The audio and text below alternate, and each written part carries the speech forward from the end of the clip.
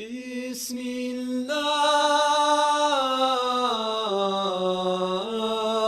بسم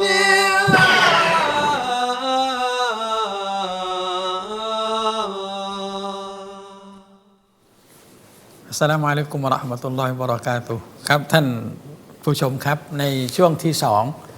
ของรายการฮาฟิซอัลกุรอานสารฝันเยาวชนมุสลิมไทยสู่ฮาฟิซโลกนะครับก็อัลฮัมดุลิลละห์เราบอกว่าเราจะเปิดเป็นกองทุนดีไหมพี่น้องผู้ศรัทธาที่ร่วมสนับสนุนเรามาตลอดนะครับทุกครั้งเนี่ยเวลาได้ยินบอกสนับสนุนเปิดดูในไลน์ท่านก็จะโอนมาทุกครั้งเลยไม่ใช่ทุกเดือนนะทุกครั้งเลยเนี่ย500 บาทนะครับก็อัลฮัมดุลิลละห์ขออัลเลาะห์ส่ง ประทานตอบแทนนะครับบารอกัตความจำเริญให้กับทรัพย์สินของท่านและก็สุขภาพของท่านด้วยนะครับก็อัลฮัมดุลิลละห์มีข่าวสารที่จะแจ้งให้กับท่านพี่น้องได้ทราบนะครับก็คือว่ายังไม่กำหนดเป็นทางการแต่ข่าวเนี่ยก็คือมีการกำลังประสานและก็เดินเรื่องอยู่ก็คือการทดสอบในระดับประเทศก็คือการทดสอบฮาฟิซแห่งชาติของประเทศไทยเนี่ยที่เคยจัดที่โรงแรมมีรอสครั้งที่1ครั้งที่2เนี่ยน่าจะมีและอินชาอัลลอฮ์ขอดุอาน่าจะเกิดขึ้นนะครับแต่เรายังไม่ประกาศว่าใครเป็นคนรับผิดชอบหรืออะไรที่ขออนุญาตบอกก่อนก็คือจะได้เป็นข้อมูลเบื้องต้นพร้อมกันก็คือว่าใครที่คิดว่าจะเข้าทดสอบการทดสอบท่องจำกุรอานท่านก็ไปทบทวนท่านก็ไปหาครูกับการที่จะเข้ากับการที่จะทดสอบ5ยุส10ยุส20ยุสแล้วก็30ยุสประมาณเนี้ยครับ5 10 20 30เรา5ยุสก็อาจจะเป็นอายุ15โดยทั่วๆไปของกรุงเทพของประเทศไทยที่จัดอยู่แต่ถ้าเขาจะบอก5ยุสอายุไม่เกิน12อันนั้นแหละมันก็จะเป็นอีกงานหนึ่งเพราะว่าบ้านเราเริ่มทดสอบเริ่มท่องจำตั้งแต่ตอนอายุ12ไงเวลาถ้าบอก5ยุสอายุไม่เกิน12เนี่ยแทบจะหายากอยู่ถ้าเราเอากำหนดอายุไม่เกิน14 5หรือไม่เกิน5ยุสแล้วก็10ยุสเราก็จะอายุประมาณ18แล้วก็20ก็อายุไม่เกิน22 30อายุไม่เกิน24อะไรประมาณเนี้ยเพื่อเราจะได้ส่ง30ยุสไปทดสอบในระดับนานาชาติได้นะครับก็คือฝากประชาสัมพันธ์ให้กับนักเรียนผู้ปกครองคุณครูที่มีลูกศิษย์มีลูกของตนเองที่ต้องการและต้องการที่จะเข้าร่วมในการทดสอบระดับชาตินะครับก็ให้เตรียมตัว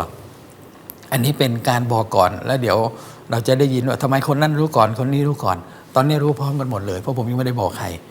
นะครับแล้วไม่ใช่ผมเป็นคนรับผิดชอบนะแต่ผมบอกว่าขอดุอา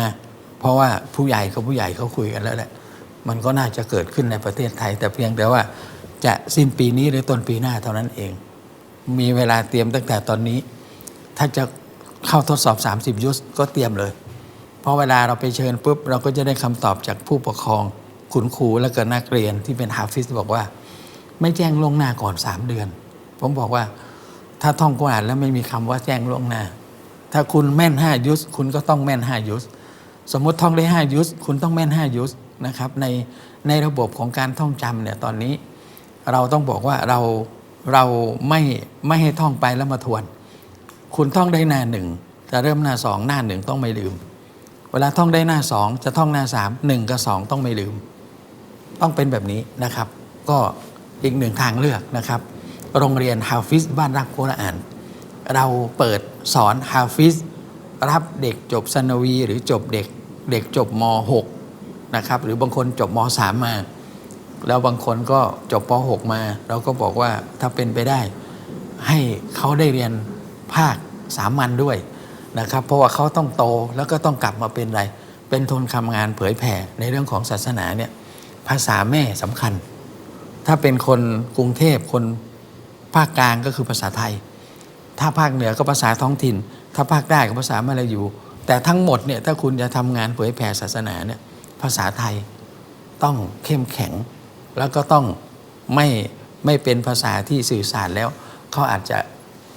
ไม่ประทับใจดังนั้นผมถึงบอกว่าถ้าเราจะให้เด็กเป็นฮาฟิซแล้วจะให้เขาเป็น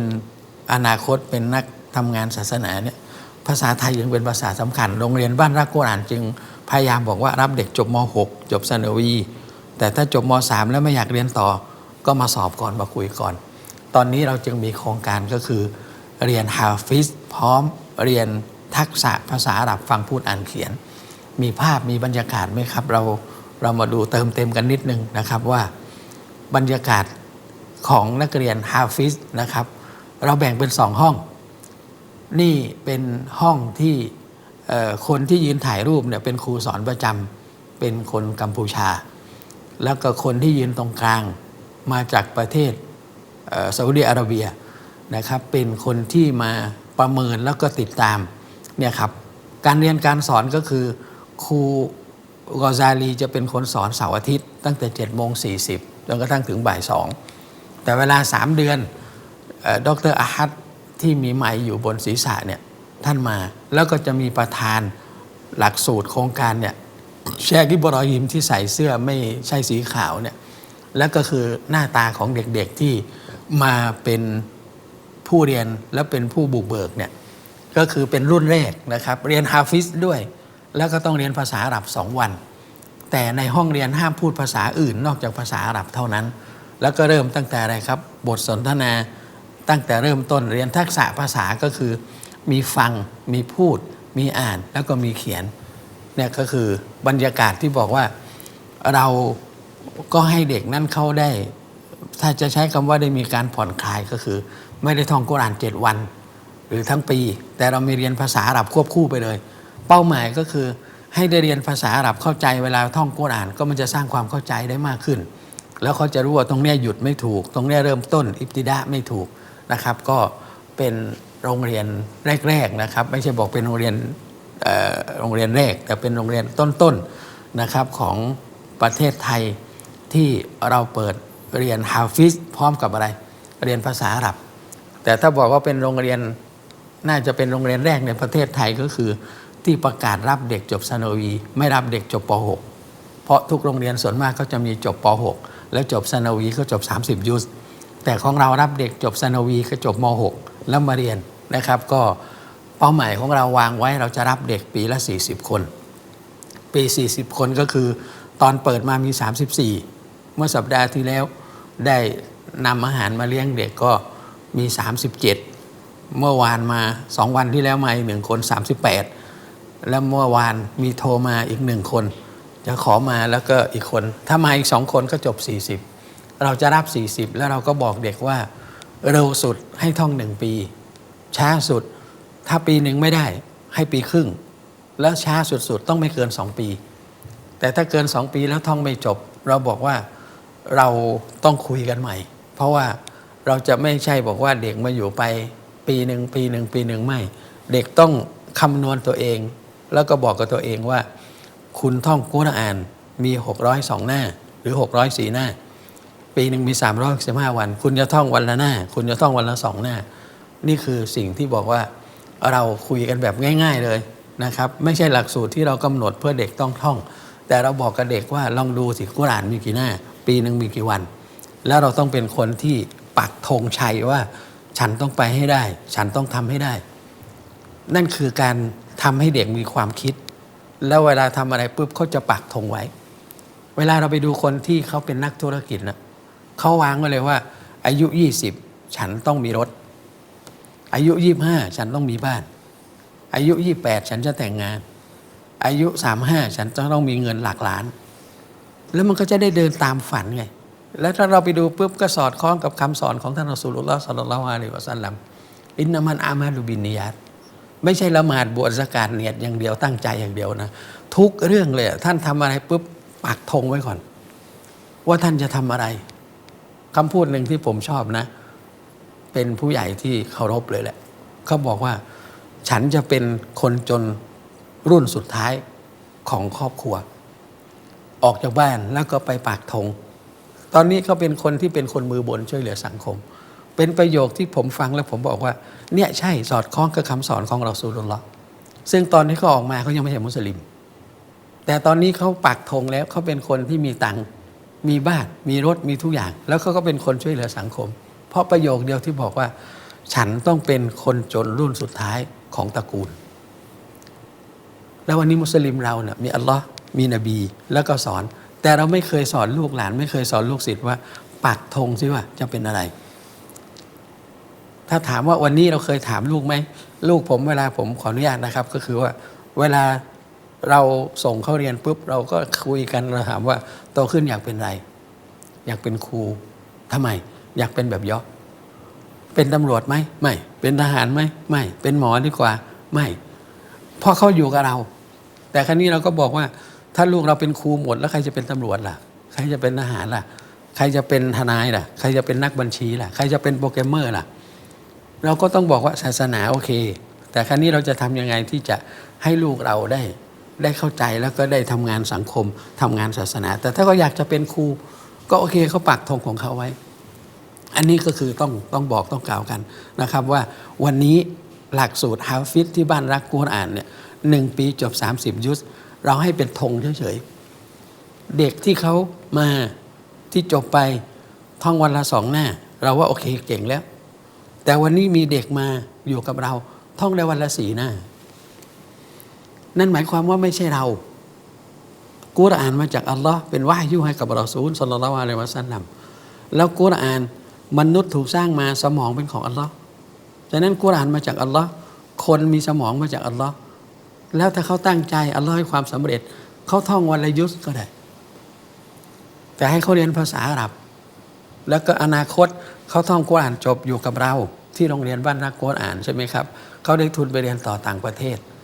แล้วก็เขาได้ไปเรียนในสิ่งที่อะไรควรจะกลับมาสานต่อนี่คือการพัฒนาระบบการเรียนฮาฟิซ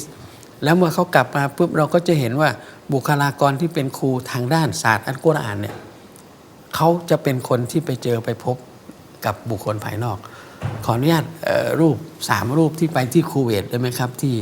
ที่ผมไปต่างประเทศมาเนี่ยได้มีโอกาสไปต่างประเทศเนี่ยทีละภาพช้าๆภาพนี้นะครับเป็นเชคกาเมนที่มาจุดประกายให้เปิดโรงเรียนฮาฟิซแล้วก็เป็นคนที่จุดประกายกับการที่พาผมไปเพื่อที่จะอะไรครับปีแรกไปในนามของครูสอนกุรอานไปนำเสนอเทคนิคการสอนกุรอานของประเทศไทยปี2เรามีสมาคมฮาฟิซอัลกุรอานแห่งประเทศไทยเราก็ไปในนามสมาคมฮาฟิซอัลกุรอานแห่งประเทศไทยแล้วก็ได้ไปเจอได้ไปพบกับบุคลากรที่เป็นผู้เชี่ยวชาญและมีความชำนาญในเรื่องของกุรอานแต่เป็นงานทดสอบท่องจำแล้วก็งานทดสอบกอรีที่รัฐคูเวตเนี่ยก็มีการได้ไปเจอผู้เชี่ยวชาญที่เป็นทั้งด็อกเตอร์เป็นทั้งศาสตราจารย์นะเยอะมากบางคนยื่นนี้ให้เลยครับแฟ้มแล้วก็บอกอับดุลฮามิดถ้าโรงเรียนรับครูเมื่อไหร่บอกด้วยมีเชคท่านหนึ่งเป็นด็อกเตอร์ถ้าจะใช้คำว่าเป็นศาสตราจารย์นะเกษียณแล้วก็ไปสอนอยู่ที่บรูไนแต่เป็นคนอาหรับจบปริญญาตรีโทเอกด้านกุรอานที่นครมะดีนะห์มหาวิทยาลัยอิสลามเขายื่นแฟ้มให้เลยเขาบอกถ้ารับเมื่อไหร่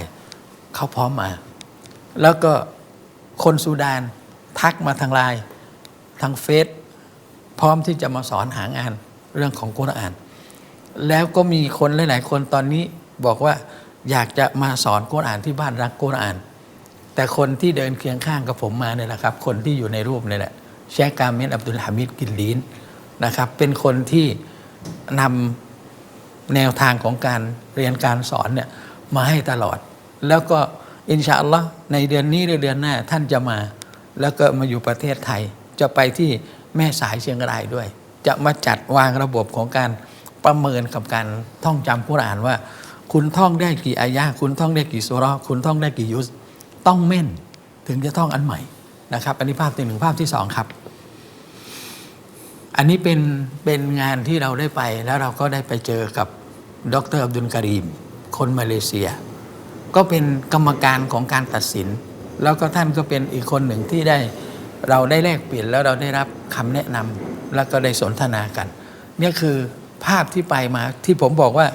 ผมไม่ได้นั่งเทียนนะแล้วผมไม่ได้คิดเองว่าผมจะต้องทำอะไรแต่จากการเดินทางจากประสบการณ์กับการเจอคนเนี่ยแล้วก็ได้ไปดูงานเนี่ยผมบอกเป้าหมายแรกก็คือที่มาติดแล้วมาวางนโยบายของโรงเรียนเนี่ย มาจากการที่ส่งลูกไปเรียนอินโดนีเซียรับเด็กจบม .6 จบซานาวีสอบภาษาอาหรับถ้าผ่านเข้าเรียนต้องท่อง6 เดือนจบ30 ยุสเราก็จึงบอกของเราไม่ไหวเอาแค่ไรปีหนึ่งนั่นคือไม่ใช่ไม่มีที่ไปที่มานะครับแล้วก็ไปเจอผู้เชี่ยวชาญทางด้านกุรอานที่รัฐคูเวตอีกนะครับมีภาพหนึ่งไหมครับเนี่ยครับที่บอกว่าเดี๋ยวท่านอาจจะบอกผมไปงานอันนี้ไม่ใช่ไปยืนถ่ายรูปนะก็คือไปนำเสนอเสร็จแล้วแต่ไม่มีรูปก็เลยไปขอถ่ายรูปว่าเนี่ยครับที่บอกว่าเราไปนำเสนอแล้วเราก็ไปพบกับคนที่เชี่ยวชาญไม่ว่าจะเป็นปากีไม่ว่าจะเป็นไนจีเรียไม่ว่าจะเป็นลิเบียหรือของซาอุดีเองแล้วปีที่2ได้ไปเจอกับเอาภาพลงครับนี่คือ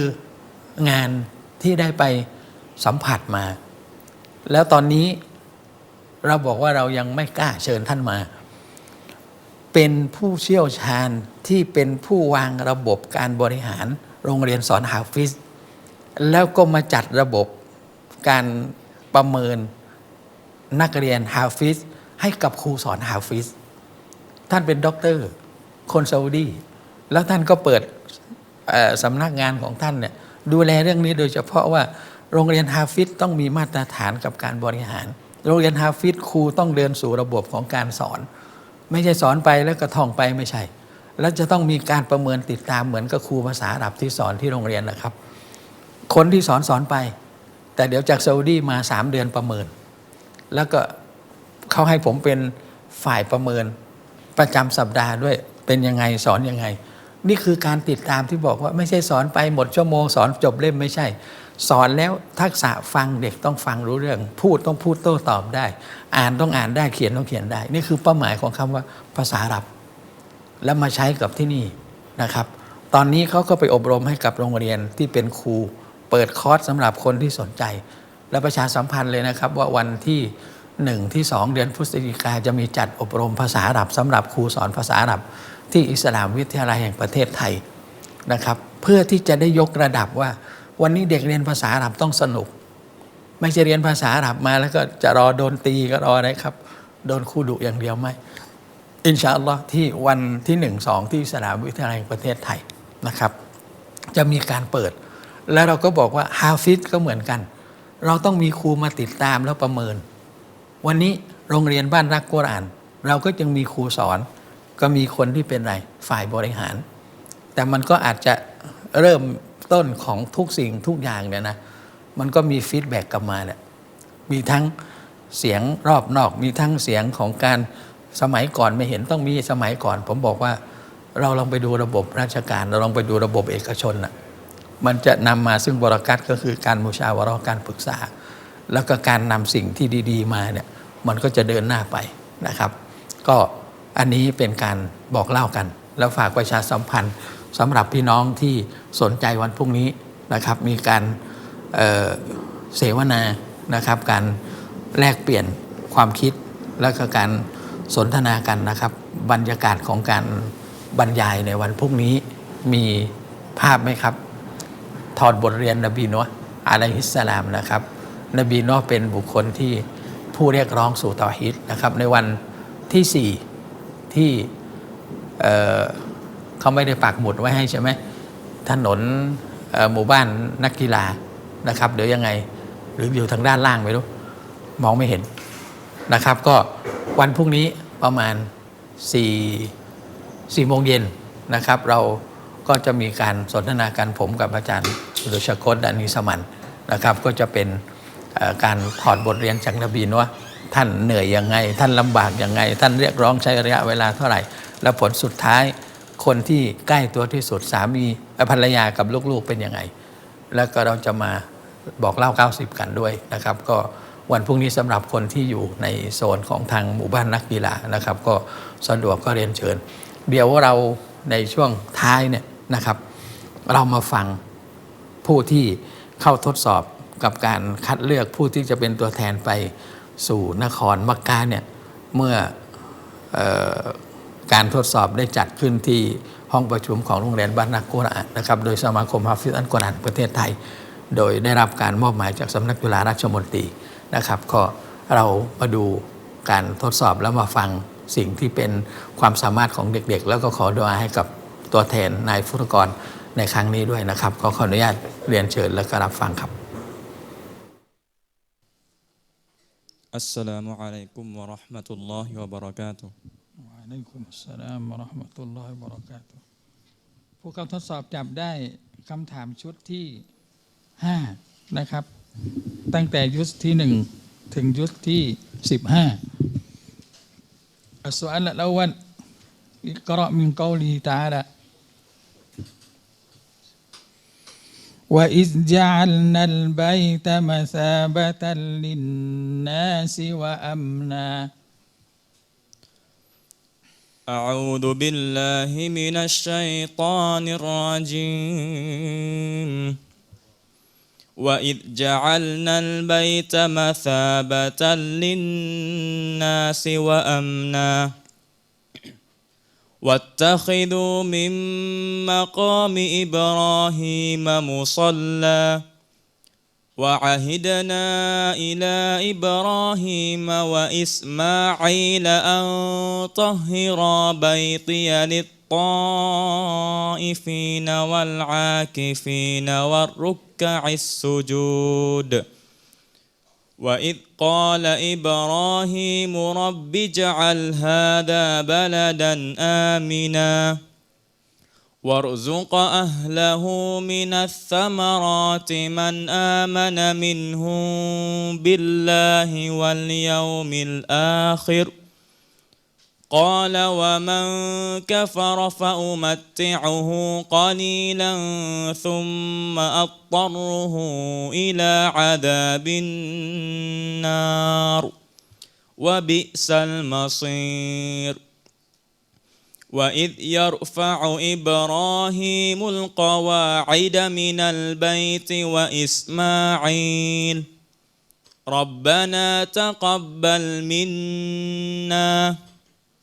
إنك أنت السميع العليم ربنا وجعلنا مسلمين لك ومن ذريتنا أمة مسلمة لك وأرنا مناسكنا وتب علينا إنك أنت التواب الرحيم حسبك السؤال الثاني اقرأ من قوله تعالى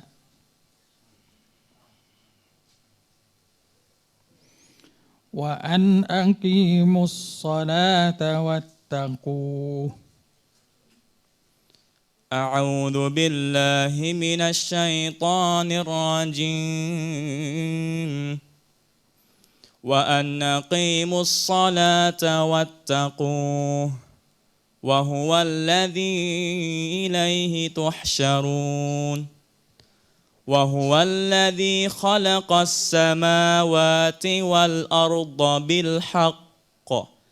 ويوم يقول كن فيكون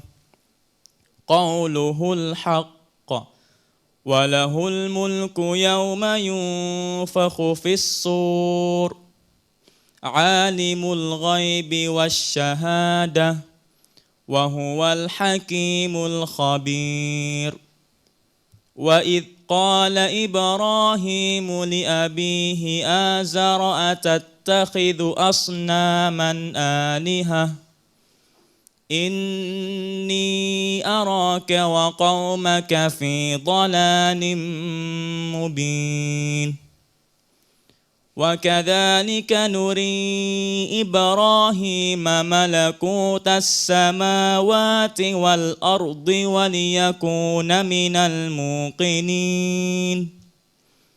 فلما جن عليه الليل رأى كوكبا قال هذا ربي فلما أفل قال لا أحب فلما أفل قال لا أحب فلما جن عليه الليل رأى كوكبا قال هذا ربي فلما أفل قال لا أحب الآفلين. حسبك. السؤال الأخير اقرأ من قوله تعالى وسخر لكم الشمس والقمر دائبين. أعوذ بالله من الشيطان الرجيم. وسخر لكم الشمس والقمر دائبين وسخر لكم الليل والنهار وآتاكم من كل ما سألتموه وإن تعدوا نعمة الله لا تحصوها إن الإنسان لظلوم كفار. وإذ قال إبراهيم رب اجعل هذا البلد آمنا وبني أن نعبد الأصنام رب إنهن أضللن كثيرا من الناس فمن تبعني فإنه مني ومن عصاني فإنك غفور رحيم. ربنا إني أسكنت من ذريتي بواد غير ذي زرع عند بيتك المحرم ربنا ليقيموا الصلاة فاجعل أفئدة من الناس تهوي إليهم وارزقهم من الثمرات لعلهم يشكرون. بارك الله فيك. السلام عليكم ورحمة الله وبركاته. นักเรียนจับได้คำถามชุดที่6นะครับก็จะมี5คำถามให้สลามครับ السلام عليكم ورحمة الله وبركاته. وعليكم السلام ورحمة الله وبركاته. طيب بسم الله الحمد لله أعوذ بالله من الشيطان الرجيم. السؤال الأول اقرأ من قوله تعالى وقاتلوا في سبيل الله الذين يقاتلونكم ولا تعتدوا إن الله لا يحب المعتدين. أعوذ بالله من الشيطان الرجيم. وقاتلوا في سبيل الله الذين يقاتلونكم ولا تعتدوا إن الله لا يحب المعتدين. واقتلوهم حيث ثقفتموهم وأخرجوهم من حيث أخرجوكم والفتنة أشد من القتل ولا تقاتلوهم عند المسجد الحرام حتى يقاتلوكم فيه فإن قاتلوكم فاقتلوهم كذلك جزاء الكافرين. فإن انتهوا فإن الله غفور رحيم. وقاتلوهم حتى لا تكون فتنة ويكون الدين لله فإن انتهوا فلا عدوان إلا على الظالمين. الشهر الحرام بالشهر الحرام والحرمات قصاص فمن اعتدى عليكم فاعتدوا عليه بمثل ما اعتدى عليكم واتقوا الله واعلموا أن الله مع المتقين. حسبك ما شاء الله. السؤال الثاني اقرأ من قوله تعالى ما كان للنبي والذين آمنوا أن يستغفروا للمشركين ما كان للنبي والذين آمنوا أن يستغفروا للمشركين ولو كانوا أولي قربى من بعد ما تبين لهم أنهم أصحاب الجحيم وما كان استغفار إبراهيم لأبيه إلا عن موعدة وعدها إياه فلما تبين له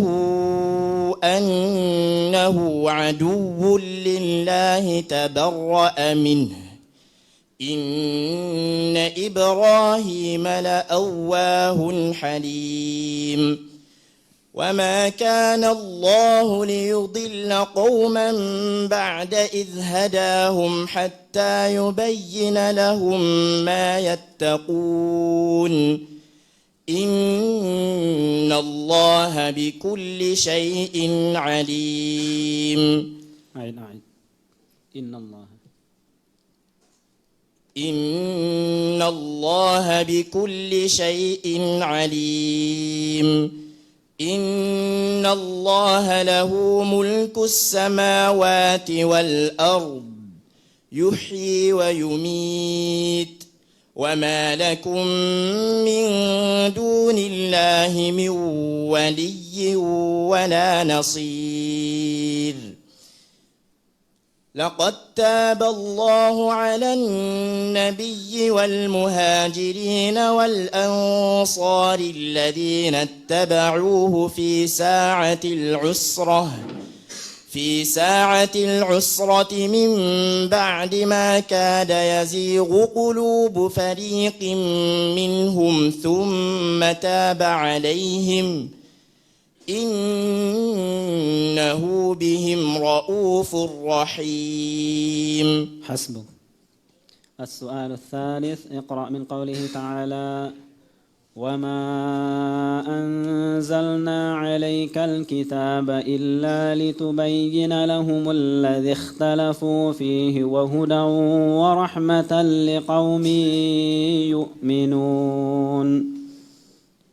وما أنزلنا عليك الكتاب إلا لتبين لهم الذي اختلفوا فيه وهدى ورحمة لقوم يؤمنون. والله أنزل من السماء ماء فأحيا به الأرض بعد موتها إن في ذلك لآية لقوم يسمعون. وإن لكم في الأنعام لعبرة نسقيكم مما في بطونه من بين فرث ودم لبنا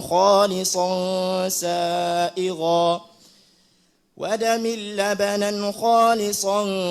سائغا للشاربين. ومن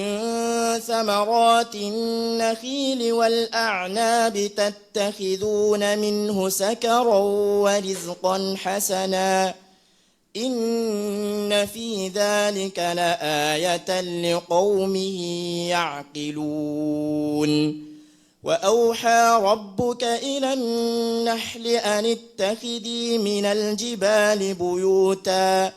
ومن الشجر ومما يعرشون ثم كلي من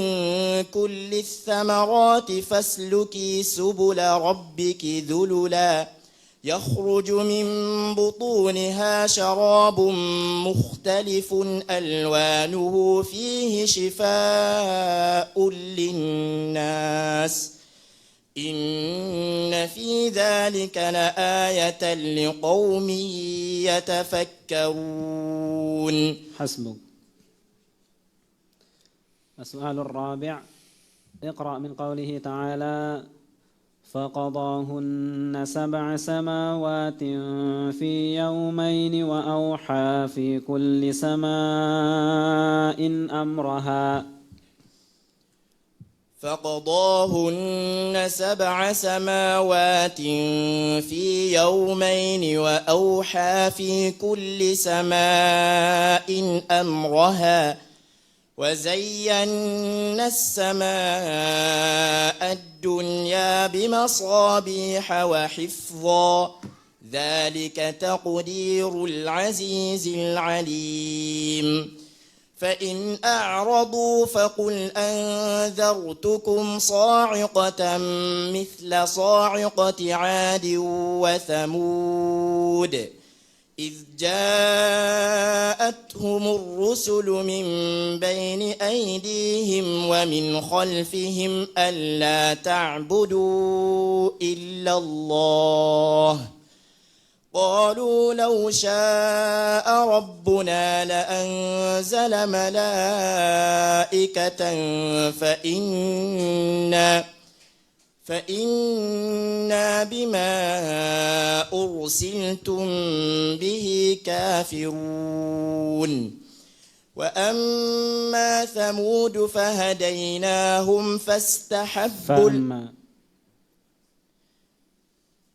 فأما ثمود فهديناهم فاستحبوا العمى فأما عاد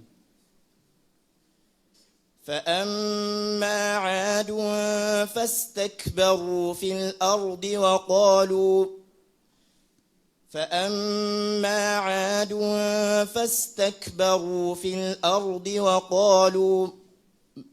وقالوا من أشد فأما عاد فاستكبروا في الأرض وقالوا فاستكبروا في الأرض بغير الحق فأما عاد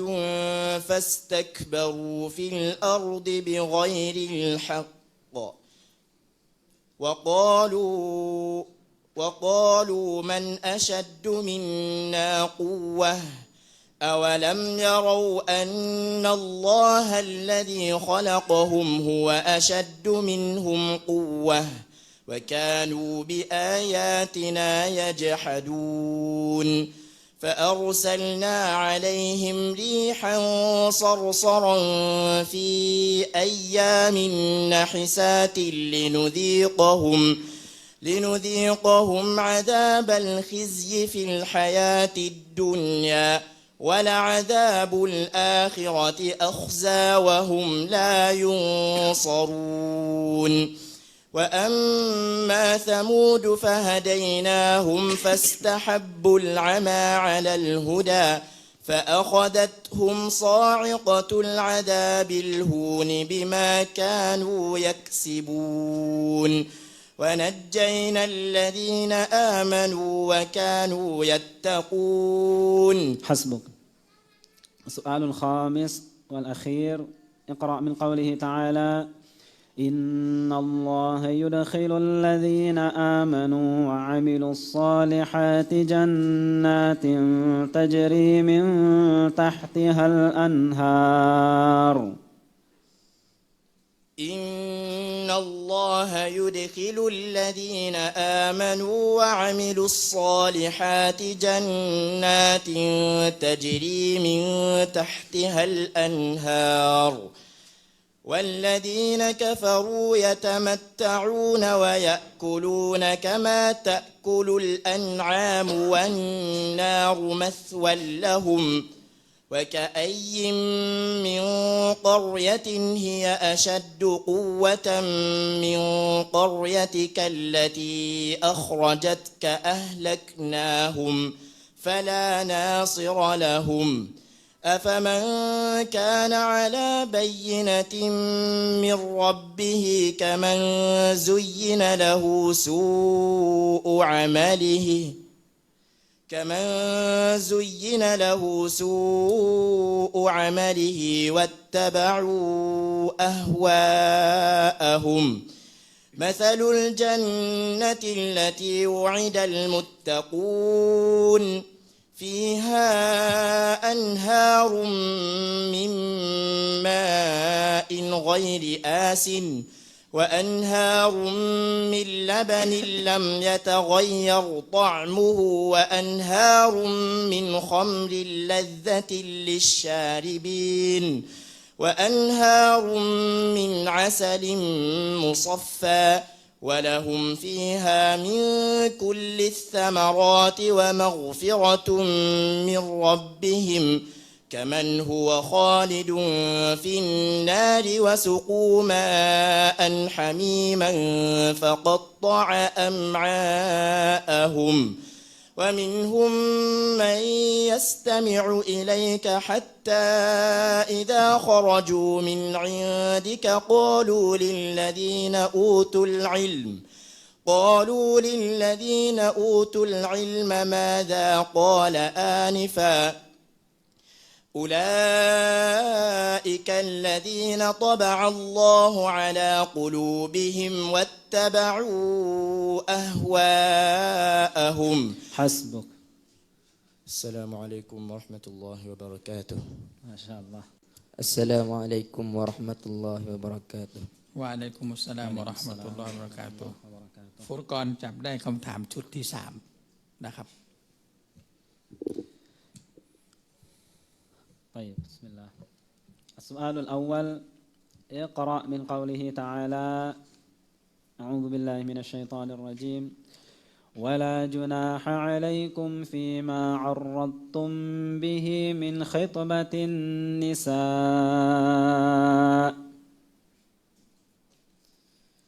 أعوذ بالله من الشيطان الرجيم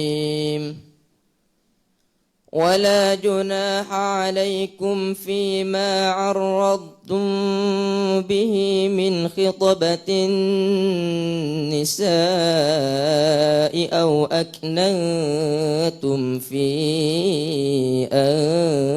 أنفسكم علم الله أنكم ستذكرونهن ولكن لا تواعدوهن سرا إلا أن تقولوا قولا معروفا ولا تعزموا عقدة النكاح حتى يبلغ الكتاب أجله واعلموا أن الله يعلم ما في أنفسكم فاحذروه واعلموا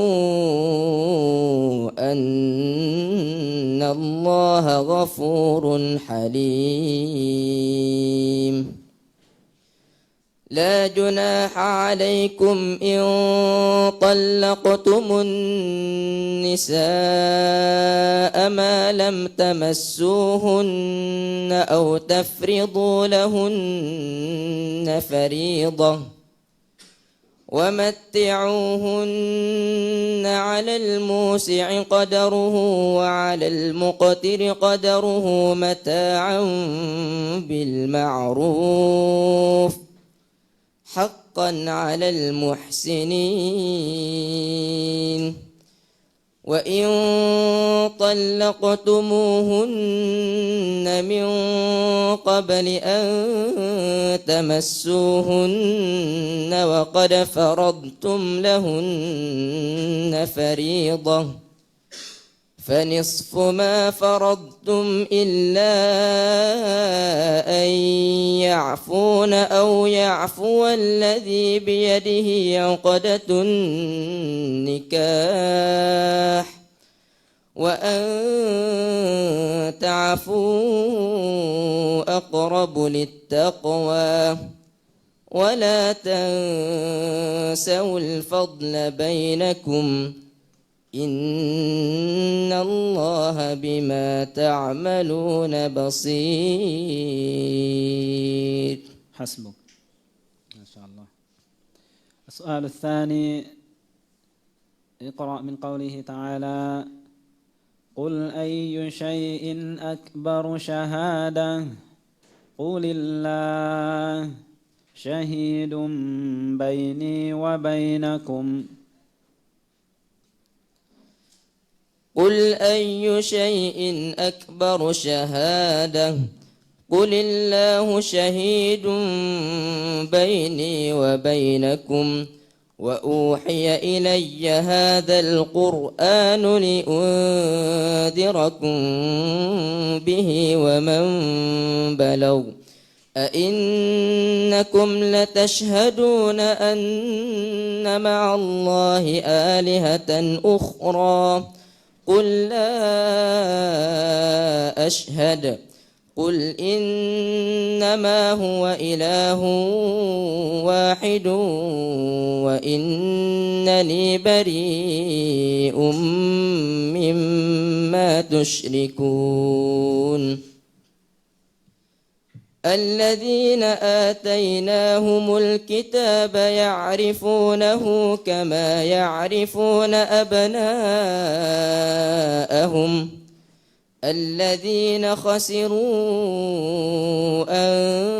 أنفسهم فهم لا يؤمنون.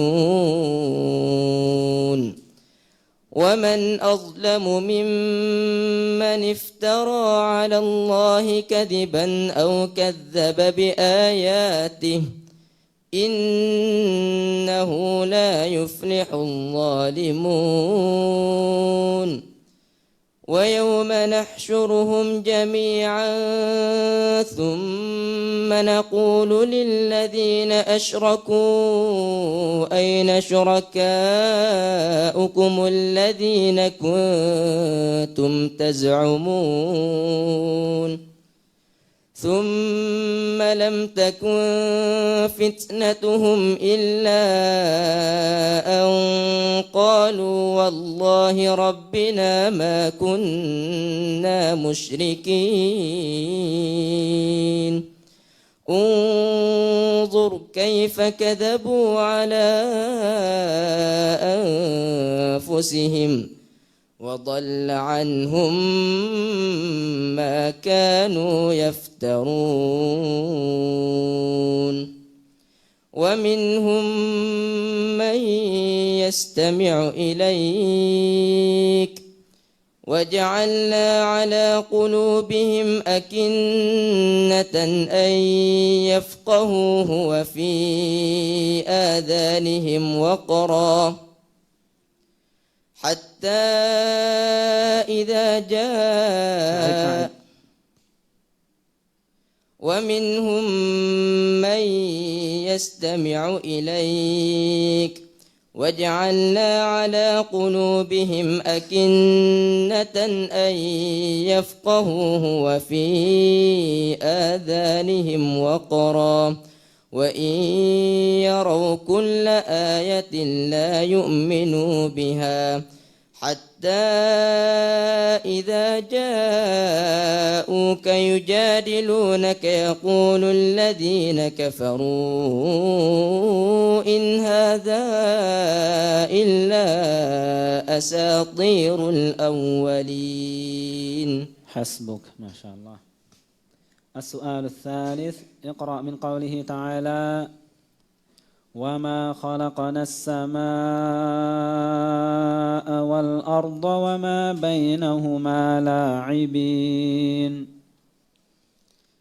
وما خلقنا السماء والأرض وما بينهما لاعبين. لو أردنا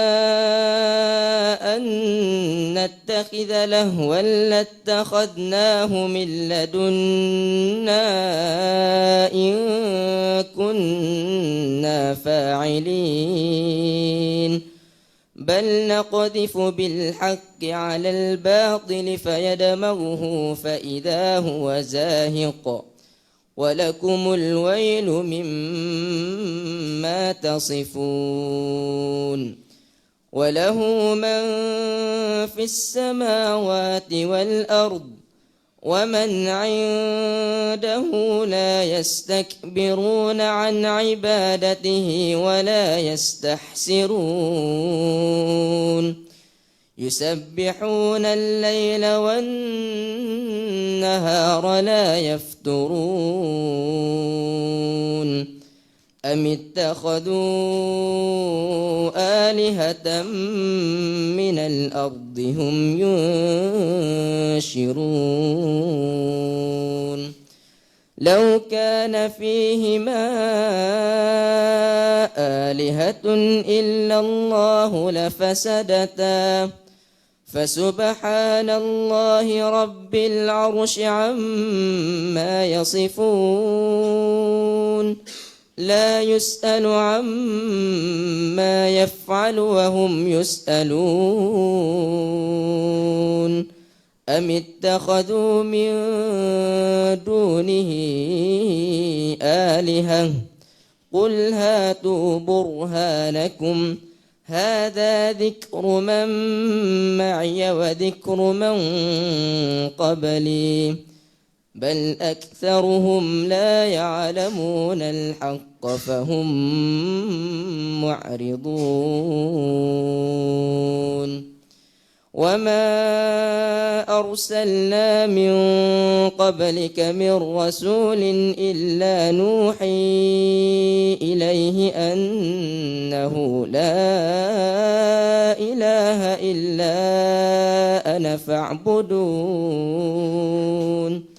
وقالوا اتخذ الرحمن ولدا سبحانه بل عباد مكرمون. حسبك. السؤال الرابع اقرأ من قوله تعالى ووهبنا لداود سليمان نعم العبد إنه أواب. ووهبنا لداود سليمان نعم العبد إنه أواب إذ عرض عليه بالعشي الصافنات الجياد فقال إني أحببت حب الخير عن ذكر ربي حتى توارت بالحجاب ردوها علي فطفق مسحا بالسوق والأعناق ولقد فتنا سليمان وألقينا على كرسيه جسدا ثم أناب قال رب اغفر لي وهب لي ملكا لا ينبغي لأحد من بعدي إنك أنت الوهاب فسخرنا له الريح تجري بأمره رخاء حيث أصاب والشياطين كل بناء وغواص وآخرين مقرنين في الأصفاد هذا عطاؤنا فامنن أو أمسك بغير حساب وإن له عندنا لزلفى وحسن مآب واذكر عبدنا أيوب إذ نادى ربه أني مسني الشيطان بنصب وعذاب اركض برجلك هذا مغتسل بارد وشراب. حسبك. السؤال الخامس والأخير اقرأ من قوله تعالى كذبت قبلهم قوم نوح فكذبوا عبدنا وقالوا مجنون وازدجر. كذبت قبلهم قوم نوح فكذبوا عبدنا وقالوا مجنون وازدجر فدعا ربه أني مغلوب فانتصر ففتحنا أبواب السماء بماء منهمر وفجرنا الأرض عيونا فالتقى الماء على أمر قد قدر وحملناه على ذات ألواح ودسر تجري بأعيننا جزاء لمن كان كفر ولقد تركناها آية فهل من مدكر فكيف كان عذابي ونذر ولقد يسرنا القرآن للذكر فهل من مدكر كذبت قبلهم قوم نوح كذبت عاد فكيف كان عذابي ونذر إنا أرسلنا عليهم ريحا صرصرا في يوم نحس مستمر تنزع الناس كأنهم أعجاز نخل منقعر فكيف كان عذابي ونذر ولقد يسرنا القرآن للذكر فهل من مدكر كذبت ثمود بالنذر فقالوا أبشرا منا واحدا نتبعه إنا إذا لفي ضلال وسعر. حسبك ما شاء الله. السلام عليكم ورحمة الله وبركاته. بسم الله